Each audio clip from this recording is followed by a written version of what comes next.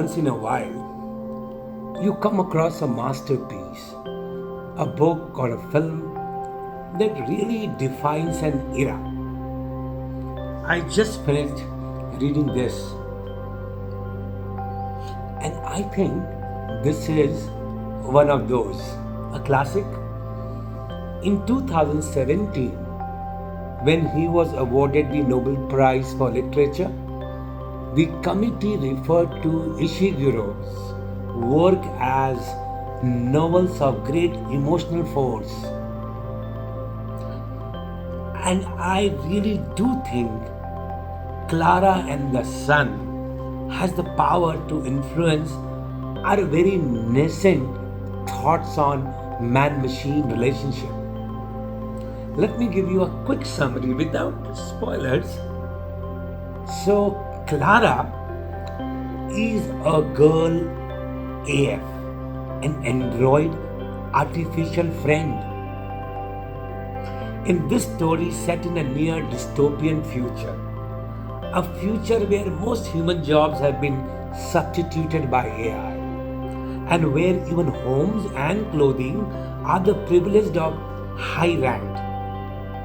Klara is an android created to be a companion for children of the high rank, who are the only ones who can afford artificial friends. When the book opens, Klara is waiting in a department store with her other girl and boy AFs. Soon Josie, who is 14, and her mother come and pick up Klara. Josie is a lifted kid, which means that she is a child who has undergone genetic modifications to increase her chances of success in this AI-led world. But it also makes her susceptible to serious illnesses. We learn later that Josie's elder sister, Saul, had been similarly lifted but had succumbed to disease and died. Klara, who gets to know Josie better, she also gets to know Josie's friend Rick, who is the same age as her, but is not lifted, and hence has negligible chances, prospects in life. Over time, she gets to know Josie's mother and her motivations, which I cannot reveal, of course. Soon Josie becomes seriously ill, and Klara sets out with some help from Rick to see how Josie can be saved. To figure what happens next, please read the book. Now, there are many reasons that I love this book. Let me share just some. The first is that we're not talking about the distant future. Though it is not specified in the book, Klara could be a product of affective computing, of systems that recognize, interpret, and simulate human emotions and moods. Scientists have been working on this ever since Rosalind Picard's 1995 book called The Same, Affective Computing. So we already have 25 years of research on this.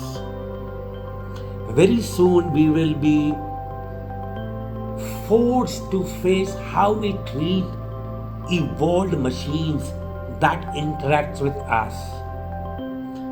Will they remain nameless, like the lady who directs you on Google Maps? Or will we treat them like Alexa, who has a name but has only the personality of a cute box? In the book, there are instances when these questions are asked. A woman who meets Klara for the first time comments that she's not sure how to treat Klara. Do I treat you like a guest or a vacuum cleaner? She asks. Similarly, when she goes with Josie to a playhouse, the woman at the gate makes it clear that she dislikes artificial friends. Yes, first they take our job, she says, now they take our seats at the theater. Which brings us to the next and the adjacent point. Josie is human but lifted. She's genetically engineered and hence, well, a bit of cyborg. Klara is a machine, but with every experience, she becomes more anthropoid. So, who is more human? Who is less human? Similarly, Josie's mother is willing to risk her daughter's life to ensure she is successful. In spite of having lost her older daughter to lifting, at the other hand, you have Klara, who understands that Josie's life is at risk and sets out to save her, even if it involves sacrificing her own chances of survival. Here again, who's more human? Who is less human? While Klara never describes herself, her machineness is very evident throughout. But the more we read, the more this machine comes across as someone with a self which develops with each experience.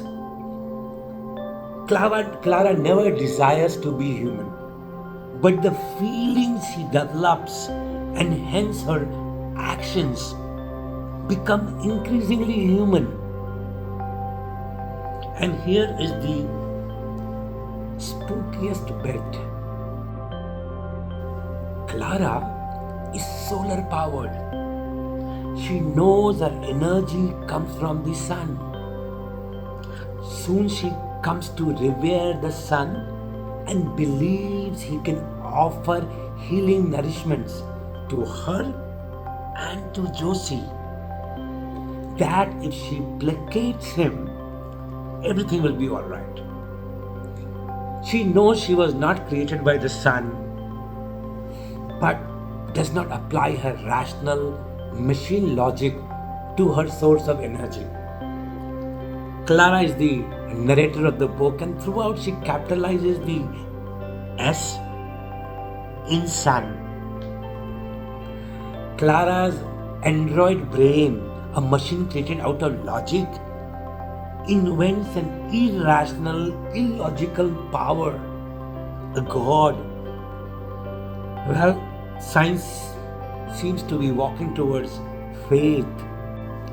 The essential question in the book is whether a Klara can become a Josie. And that is the question we are left with. What does it mean to be human? If it is love, then frankly it is confusing. While Josie's mother risks her daughter's life, Klara tries to save her. So Klara's love is more true. If it is faith, then it is equally confusing. Because a mother and others talk about needing only rationality to survive, to live. That the body is just a fabric.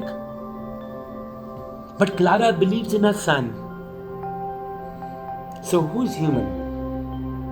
Or rather, who is more human?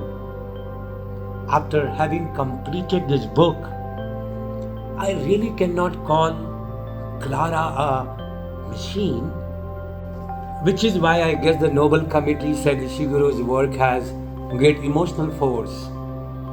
This book also reminded me of writers writing in another transitional era, coming to terms with the new industrialized world.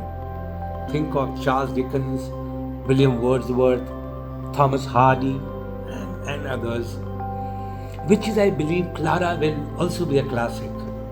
Will it be machines that lead our race from fading light into sun? As we learnt as children, Tamso Ma Jyotirgamaya, from darkness to light. Well, we'll have to wait and watch. But in the meantime, read this.